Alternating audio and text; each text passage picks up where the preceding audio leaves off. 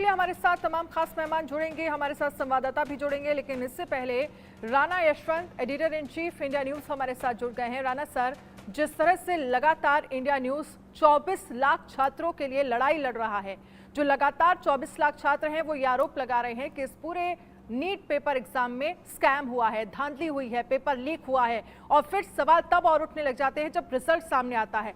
67 छात्र जो हैं वो टॉप करते हैं, 720 में से 720 अंक उनके आते हैं। 2 छात्र जो कि 718 और 719 अंक लाते हैं, ये सवाल को और ज्यादा गहरा कर देता है। और 2 सबसे अहम चीजें अभी तक सामने निकल कर आई हैं। एक तो पटना का मामला, जहां पर लगभग 25 छात्र ऐसे हैं जिन्हें पहले ही क्वेश्चन पेपर दे दिया गया था, आंसर दे दिया गया था।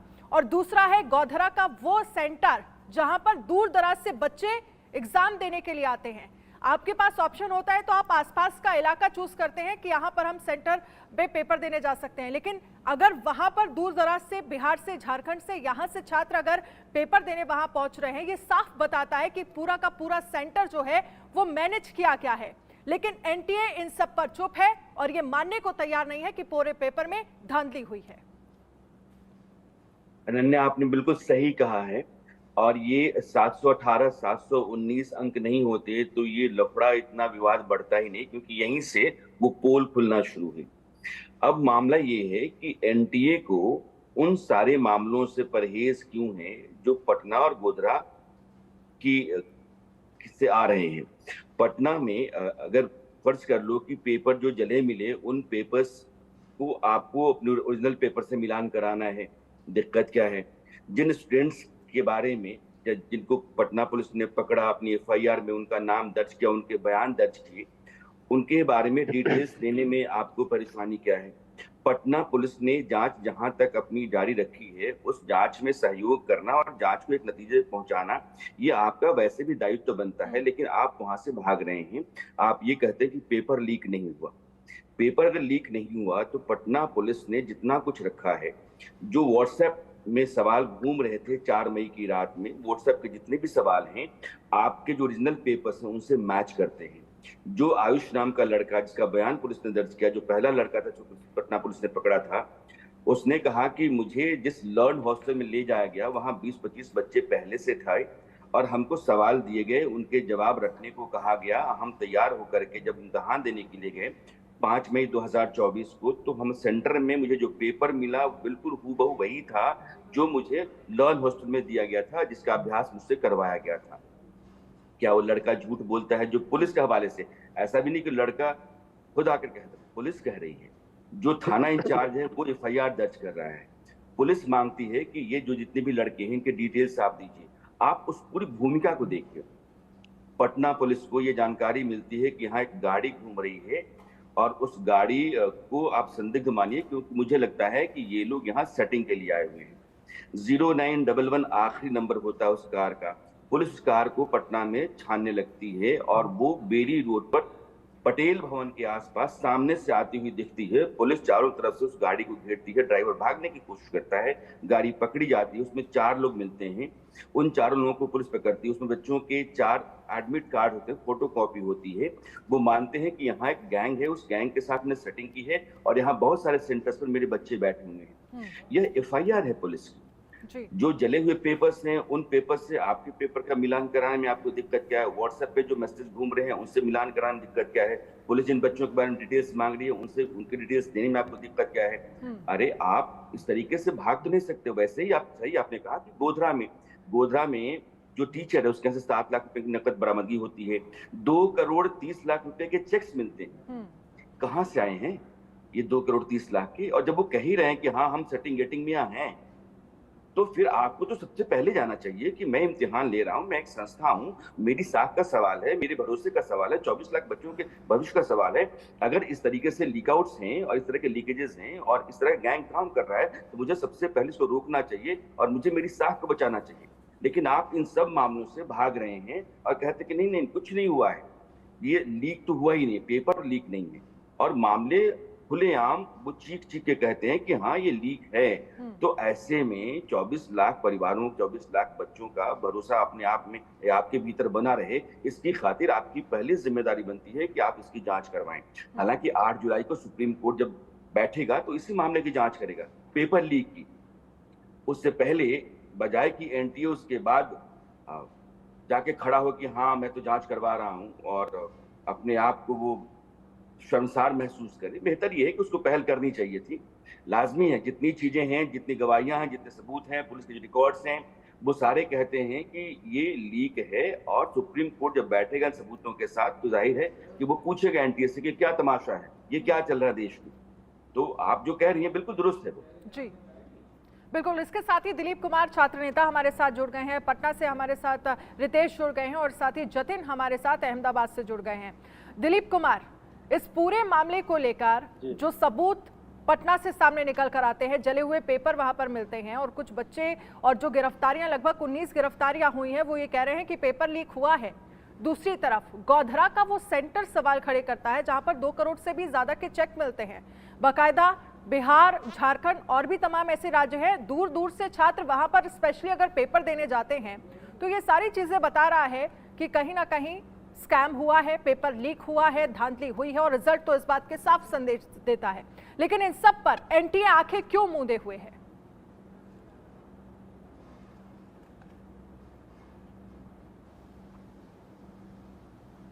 दिलीप, आपको आवाज आ रही है मेरी? जी, सवाल फिर से दोहराइएगा, आवाज आप आ रही है। दिलीप, जो तमाम सबूत मिले हैं, पेपर जले हुए मिलना पटना से, 19 गिरफ्तारियां, गिरफ्तारी में जो पूछताछ में सामने आया उसमें ये कहा जा रहा है, आरोपी ये कबूल रहे हैं कि पेपर लीक हुआ है, धांधली हुई है। और दूसरा गोधरा का वो सेंटर जहां पर 2 करोड़ से ज्यादा के चेक मिलते हैं, ये सब बता रहा है कि एक बड़ा स्कैम हुआ है। लेकिन एनटीए इन सब पर आंखें क्यों मूंदे हुए है? क्यों अब इसको स्वीकार नहीं किया जा रहा है कि गड़बड़ी हुई है? सबसे पहले तो इंडिया न्यूज को बहुत बहुत धन्यवाद कि 24 लाख देश भर के 24 लाख अभ्यर्थियों के हित में आप लड़ाई लड़ रहे हैं, इसके लिए बहुत बहुत धन्यवाद। और एनटीए का जहां तक सवाल है, तो शुरू से ही एनटीए संदिग्ध लग रहा है। इनका जो रोल है, इनकी जो भूमिका है वो संदिग्ध है। जिस तरह से फॉर्म भरने की तिथि समाप्त होने के बाद परीक्षा से कुछ दिन पहले फिर से विंडो खोला गया फॉर्म भरने के लिए, तो अभी तक एनटीए ने ये स्पष्ट नहीं किया कि वो किन लोगों के लिए फॉर्म भरने के लिए विंडो ओपन किया गया, उसमें से कितने लोगों का रिजल्ट हुआ, कितने लोगों को 720 में 720 मार्क्स आया, और जितने लोगों ने फॉर्म भरा था जो विंडो बाद में खोला गया उसमें सबका मार्क्स जारी करना चाहिए एनटीए को कि कितना कितना मार्क्स आया। और जब परीक्षा हुई थी 5 मई को, तो उसका तो पेपर ही लीक था। ये जो 720 में 720 आया या 719 718, ये तो बाद की बात है। लेकिन जब परीक्षा का पेपर ही लीक है तो उस परीक्षा का कोई मतलब ही नहीं रहता है। और एनटीए का ये कहना कि कोई पेपर लीक नहीं है, शिक्षा मंत्री का कहना कोई पेपर लीक नहीं है, देश भर के 24 लाख युवाओं के साथ घोर अन्याय है। और चोर कभी नहीं कहता है कि हमने चोरी किया है, और यही काम एनटीए कर रहा है। एनटीए इसलिए जांच में सहयोग नहीं कर रहा। 3 बार आर्थिक अपराध इकाई पटना के द्वारा उनको नोटिस भेजा गया, कोई जवाब नहीं, जांच में कोई सहयोग नहीं, कोई जानकारी नहीं दी जा रही है। तो ये सारा चीज ये साबित करता है कि एनटीए ही इसमें कहीं ना कहीं दोषी है, मिली भगत है, और इसमें बड़े बड़े गिरोह शामिल है, चाहे वो गुजरात के हो, बिहार के हो, राजस्थान के हो, कई और जगह के हो। इसमें बड़ा बड़ा गिरोह सक्रिय है, इसमें बड़े बड़े लोगों का हाथ है। कुछ कोचिंग संचालक बड़े बड़े हैं, IAS IPS अधिकारी भी होंगे, नेता भी कुछ इसमें संलिप्त होंगे। और यही वजह है कि मामले की लीपापोती करने का प्रयास किया जा रहा है। कुछ दिन पहले बिहार में भी दिलीप, आप बिल्कुल सही कर रहे हैं कि मामले पर लीपापोती करने का प्रयास किया जा रहा है। और दूसरा सवाल ये भी है कि गोधरा में जो वहां पर ये कहा जा रहा है कि पेपर लीक हुआ, चीटिंग वहां पर बच्चों को कराई गई, दूर दूर से बच्चे वहां पेपर देने आए। वहां पर जो जिला कोऑर्डिनेटर है, एनटीए का जिला कोऑर्डिनेटर बताया जा रहा है, और वो ये कहा जा रहा है कि पूरी पूरी उसकी इन्वॉल्वमेंट है, यानी नीचे से लेकर ऊपर तक क्या अधिकारियों को ये सारी जानकारी थी। रितेश मिश्रा, आपके पास मैं आना चाहूंगी। ईयू की तरफ से आज जो 9 छात्रों को नोटिस भेजा गया है, पूछताछ के लिए उन्हें बुलाया गया है, इन 9 छात्रों को लेकर आपके पास क्या जानकारी है? कौन है ये 9 छात्र? अब बिल्कुल देखिए, ये वही छात्र हैं जिनके रोल नंबर, जो गाड़ी जिसका जिक्र अभी राणा सर ने थोड़ी देर पहले किया है, कि जो सफेद कलर की डस्टर गाड़ी जिसको चेकिंग की गई, और जब चेकिंग की गई तो उसमें देखिए कि नीट के प्रश्न पत्र पाए गए, कई संदेहास्पद डॉक्यूमेंट्स पाए गए, उसमें गिरफ्तारी हुई। पहली जो गिरफ्तारी हुई वो सिकंदर यादवेंदु की हुई, उसके साथ 4 अन्य लोग थे। आयुष जो एग्जाम दे रहा था BSCB DAV में नीट की, उसको जब पकड़ा गया आया तो उसने सारी चीजों को सिलसिलेवार तरीके से बताया। तो अब पूरा जो मामला है आप देखिए कि किस तरीके से ईओयू के पास आया, और ईओयू ने अब जब जैसे जैसे जांच को उसने आगे बढ़ाया है उसमें इस बात की जानकारी मिली है कि इन जो गिरफ्तारियां हुई हैं यादवेंदु की और जो बाकी 4 लोगों की पहले गिरफ्तारी की गई है, उन्हीं के पास से इन सभी छात्रों के रोल नंबर बरामद किए गए हैं और इन सभी छात्रों को बुलाया गया है आर्थिक अपराध इकाई की शाखा पटना में है। वहां पर मंगलवार और बुधवार को इन्हें बाकायदा इनके गार्जियन के साथ बुलाया गया है, इनसे पूछताछ की जाएगी। इसके अलावा जो भी इनपुट्स मिले हैं जो सोलवर गैंग के सदस्य हैं, उन तमाम इनपुट्स को आधार बनाकर इनसे पूछताछ की जाएगी। और जो हमारे सोर्सेज हैं ईओयू के अंदर, उनका साफ तौर पे कहना है कि जो पहला प्रश्न है वो यही है कि आखिर सोलवर गैंग के सरगना के पास आपका नंबर कैसे आया। लेकिन सबसे बड़ी बात यहां पर यह है कि आप देखिए कि किस तरीके से बिहार पुलिस ने पूरे मामले का उद्भेदन किया।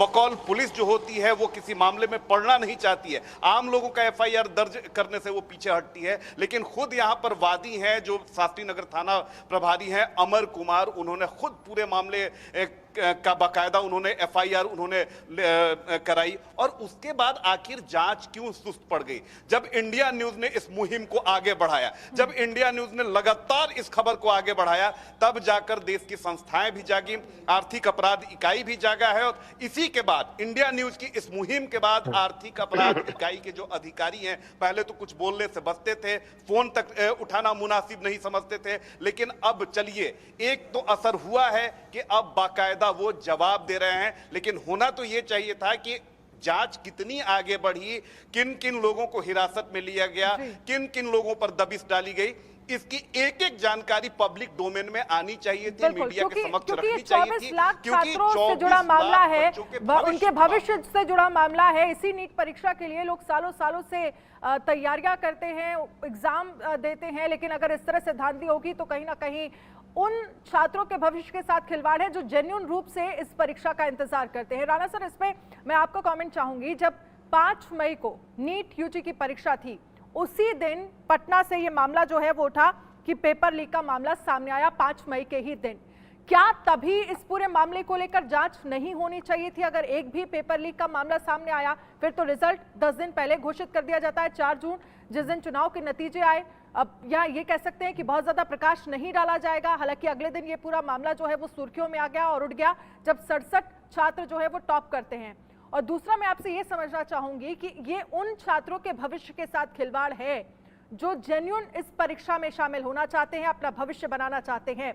और 67 छात्र जो 720 अंक लेकर आए हैं, कुछ उसमें से ऐसे हैं जिनके 12th क्लास में भी जो बहुत एवरेज मार्किंग के साथ पास हुए हैं। ऐसे छात्र अगर डॉक्टर बनेंगे तो फिर देश के भविष्य का क्या, स्वास्थ्य विभाग का क्या? ये बात आपकी बिल्कुल सही है। हम मुन्ना भाई एमबीबीएस बनाना चाहते हैं तो पूरे देश को हम एक जोखिम में झोंक रहे हैं, और ये हालात बहुत अच्छे नहीं हैं, खतरनाक हैं। फर्ज कर लीजिए कि 5 मई को जो आप कह रही हैं कि एक पेपर लीक का मामला आता है तो एनटीए को उसी समय जगना चाहिए था और पटना पुलिस संपर्क करना चाहिए था कि आपके यहाँ जो मामला दर्ज हुआ है और जिन लोगों से पूछताछ हुई है वो कौन कौन से लोग हैं, क्या सबूत है, कैसा है, किस तरह जले पेपर्स हैं, हम जानना चाहते हैं। और फिर जाकर के जांच पड़ताल करके एनटीए खुद ही एक नतीजे पहुंचता कि उसका इम्तिहान साफ सुथरा है भी ये नहीं है। दूसरा कि जब आपका रिजल्ट आता है तो जैसा आप कह रही हैं कि आप 10 रोज पहले 14 जून 2024 को आने वाला रिजल्ट 4 जून 2024 को आता है, जब देश में मतगणना चल रही है चुनावों की, और उस शोर शराबे में जब मीडिया को सुध ही नहीं है इसके अलावा कि कौन सी पार्टी सरकार बना रही है, कौन सा गठबंधन सरकार बना रहा है, आपने आहिस्ते से उसको जारी कर दिया। ये जो 718 719 नंबर का मामला नहीं होता तो अनन्या ये इस तरह से विवाद में नहीं आता। 718 719 नंबर हो ही नहीं सकता है। तो हम लोग दोबारा बार बार अपने दर्शकों को समझाते हैं कि समझिए कि इंडिया न्यूज लगातार अगर एक नहीं दर्जनों ब्लंडर्स या भूलें दिखा रहा है जहां से इस बात के सबूत मिलते हैं कि सब कुछ असामान्य है और बहुत गड़बड़ है, धांधली है। तो उसमें से एक ये भी है कि 720 नंबर का इम्तिहान है, बच्चे ने सारे सवाल कर दिए, एक सवाल बचा हुआ है और 716 पे खड़ा है, तो सवाल सही करेगा तो 4 नंबर मिलेंगे उसको, 720 नंबर नहीं करता है तो 716 नंबर। अगर करता है, गलत करता है, तो 4 नंबर का वो सवाल है, 1 नंबर माइनस है, तो 5 नंबर कटेंगे, तो 716 की जगह 715 नंबर। तो 715, 716 और 720। आखिरी फेज में आपके पास यही 3 अंक होने चाहिए, लेकिन 718, 719 नहीं हो सकते हैं। तो जो टॉपर्स की लिस्ट आई, तो 1 to 67 तो टॉपर्स हैं, लेकिन 68 और 69 पोजीशन पे जो हैं, वो भाई साहब लोग 719, 718 लोग वाले ही हैं। तो हुआ कि कहां से आ गए इनके पास? ये मार्किंग तो हो ही नहीं सकती है। तो जब वो बवाल उठा, तो फिर एनटीए ने कहा कि हमने क्या किया, हमने ग्रेस मार्क्स दिए। आप देखिए कैसे पोल खुलती है, कैसे बेनकाब होता चला जा एनटीए। तो वह ग्रेस मार्क्स आपने कैसे दे दिए? तो बच्चों को हमने देर से पेपर दिए, तो उनके समय का जो हर्जाना हुआ, उसके एवज में हमने उनको नंबर दे दिए। नियम कायदा कुछ नहीं है, आज तक ऐसा कभी नहीं हुआ। आपने वो काम किया जो आज तक नहीं हुआ। समय के बदले समय दिया जाता है, समय के बदले नंबर दिया जाता है क्या? लेकिन आपने क्या दे दिया? अब आप उस रास्ते पर अपने पूरे गड़बड़ झाले को, अधत कर्म को छुपाना चाहते हैं। तो आप, सुप्रीम कोर्ट ने कहा कि बताओ कितना है? आपने कहा कि 1500 है, तो कहा कि कहां से होता है? ग्रेस मार्क्स जब प्रोविजन नहीं है, तो ग्रेस मार्क्स जितने लोगों को मिला है वो रद्द हो गया। तो एनटीए कहता है कि हमारे पास तो 1500 ही बच्चे हैं ग्रेस मार्क्स वाले। जब एनटीए कोई रिजल्ट पब्लिक नहीं करता है, एनटीए ही सब कुछ अपने पास रखता है, एनटीए ही कह रहा है कि 1500 है, 1500 है कि 15,000 है कि 35,000 है, हम नहीं जानते हैं। एनटीए ही जानता है कि 1500 है। तो 1500 बच्चों की बलि दे करके, या 1500 बच्चों के नाम पर उनको बाहर करके, या इम्तिहान दोबारा दिला करके, जो कुछ गड़बड़ियां हैं, आप उसको फिर से छुपाना चाहते हैं। ये दूसरी बात। तीसरी बात, आपने इम्तिहान से ठीक 25 रोज पहले 9 फरवरी से 9 मार्च के बीच में फॉर्म भरने की तारीख थी। 1 हफ्ते और आपने बढ़ाया, ये कह करके बच्चों ने देरी की है और कुछ को दिक्कत हो रही है, सिस्टम स्लो है। 1 हफ्ता बढ़ा दिया। इम्तिहान से 25 रोज पहले अचानक अप्रैल 9 को आप 24 घंटे के लिए खोलते हैं विंडो फॉर्म भरने का। उस विंडो में कितने लोगों ने फॉर्म भरा? उन लोगों की मार्किंग क्या है, मार्क्स क्या हैं, उनकी रैंकिंग क्या है, उनको कौन से गवर्नमेंट मेडिकल कॉलेज मिल रहे हैं या नहीं मिल रहे हैं, यह भी आपको साफ करना चाहिए। जो आपके टॉपर्स हैं, उन टॉपर्स ने इतने स्कोर कहां से कर दिए? आज तक अगर हिंदुस्तान में नीट के इम्तिहान में अधिक से अधिक 3 टॉपर हुए, तो आपने 67 टॉपर पैदा कर दिए। तो ये कहां से किए हैं? इसका हिसाब किताब क्या है? तो नीट एनटीए जो है लगातार एक के बाद दूसरे, दूसरे बाद तीसरे अपने फरेब में फंसता चला गया है, और वो चारों तरफ से गिरा पड़ा है। अगर हम आंख मूंद लें तो ठीक है, नहीं तो दिखता है कि सब जगह धांधली है, सब जगह गड़बड़ झाला, करप्शन। आखिरकार इस तरह के एंट्रेंस एग्जाम में ग्रेस मार्क, आप जहां पर 1-1, 2-2 नंबर के लिए छात्रों के बीच लड़ाई होती है, स्कूलों को लेकर, कॉलेजेस, अच्छे कॉलेजेस को लेकर, एम्स को लेकर लड़ाई है, वहां आप ग्रेस मार्क दे रहे हैं, वो भी टॉपर्स को।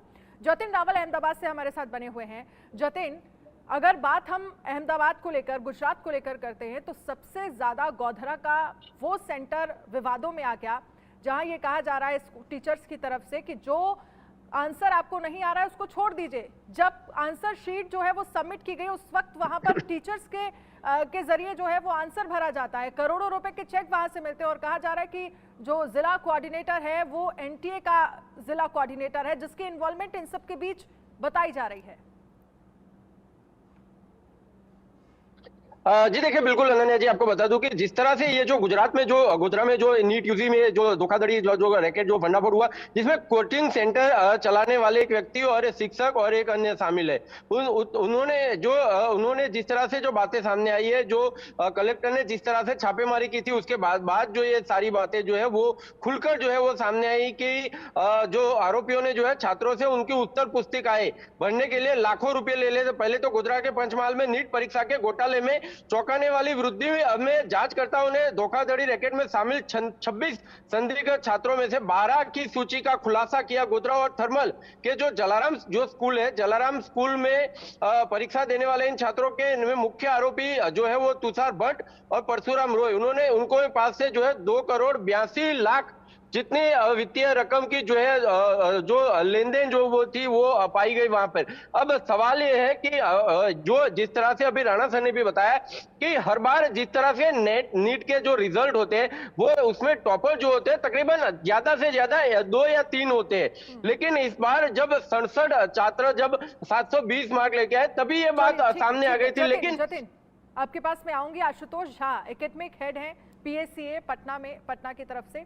आशुतोष झा, ये शायद इस तरह का जो रिजल्ट सामने आया है ये पहली बार हुआ है। एक तो 67 छात्र जहां 700 में से 720 अंक लेकर आते हैं, और दूसरा 650 अंक पाने वाले छात्रों की संख्या भी लगभग 20,000 है। 2-3 साल पहले अगर हम कंपेयर करेंगे जो कि 3,000 या 4,000 होती थी, लेकिन इस बार तो कुछ अलग ही हो गया।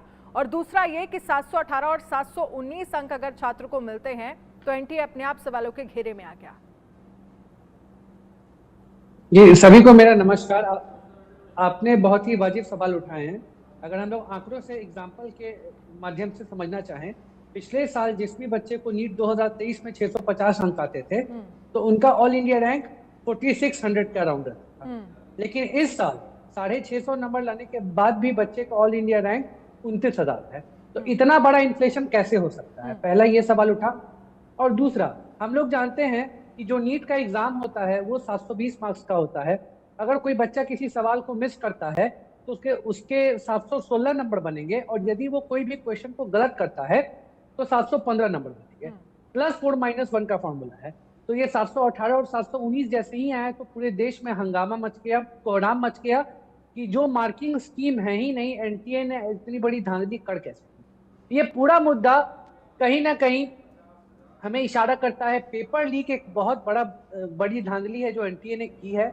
और ये जो पेपर लीक का मुद्दा है, इसका शुरुआत और इसके बारे में पुलिस ने तफ्तीश पटना से ही शुरुआत की। अगर मैं बात करूं तो पटना में एक पुलिस स्टेशन है, शास्त्री नगर थाना, जहां पे अगर आप देखेंगे तो केस संख्या, जो कांड संख्या है वो है 358/2024, जिसमें आईपीसी के सेक्शन 407, 408, 409 और 120B के तहत एफआईआर दर्ज किया गया और बहुत सारी गिरफ्तारियां हुई।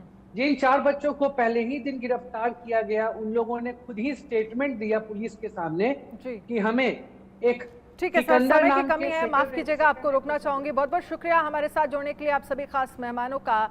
आशुतोष जी जिस बात का जिक्र कर रहे थे कि पटना ही वो जगह है, 5 मई को जब एग्जाम हो रहा था तो पटना से एक खबर सामने आई थी कि नीट परीक्षा का पेपर जो है वो लीक हो गया है। ऐसे में जब रिजल्ट सामने आ गया तो एनटीए और ज्यादा सवालों के घेरे में आ गया। अब एक तरफ छात्र जो हैं वो लगातार ये मांग कर रहे हैं कि इस पूरे मामले को लेकर सीबीआई जांच हो। अब इंतजार जो है वो 8 जुलाई का है, जब कोर्ट की तरफ से ये कहा गया है कि एनटीए इस मामले को लेकर जवाब दाखिल करे। देखना होगा